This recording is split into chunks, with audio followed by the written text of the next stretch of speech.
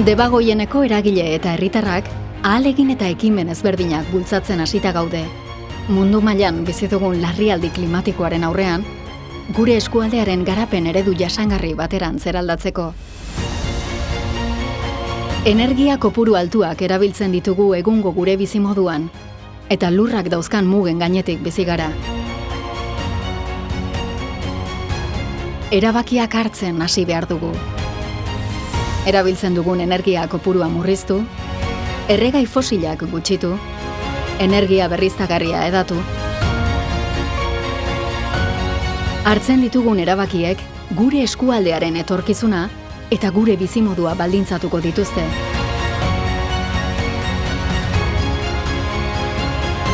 Beraz, norabide aldaketa bat bai, baina zein norantzatan? Asko eta asko gara, handik eta hemendik, azken urteetan honetan lanean ari garenak. Debagoienean, erronkei heldu eta etorkizuneko urratsak argitzen hasteko autua egin genuen. 2023an, eskualde mailako hausnarketa bat abiatzea erabaki genuen hainbat eragilek, eta energia transizioa nola bideratu adosteko taldea osatu. Eskualde mailan norabide bateratu bat adosteko beharra ikusten dugu. Arlo ezberdinetako eragileen partaidetzan oinarrituta, eta herritarren ahotsa ere entzun da. Hautatu dugun modua herritarren batzarra da. Eskualdeko 50 herritarri eskatuko dizuegu, energia kontsumoa murriztu eta energia berriztagarriak garatzeko gomendio sorta bat osatzea. Baina hau, nola? Kideen hautaketa. Zozketa bidez, debagoieneko hainbat herritar aukeratuko ditugu, eta hauek herritarren batzarreko kide izateko gonbidapena jasoko dute postaz. Onarpena, baiezkoa ematea erabakitzen dutenen artean, bigarren zozketa bat egingo dugu 50 kideko taldea osatzeko. Pertsona hauek 5 lan saiotan parte hartzeko konpromisoa hartuko dute. Informazioa aztertzea.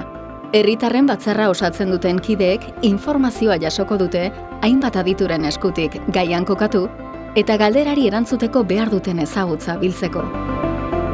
Gogoeta partekatua.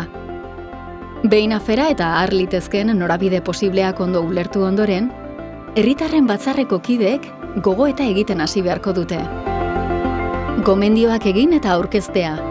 Herritarren batzarrak gomendio sorta bat landuko du eta formalki aurkeztu.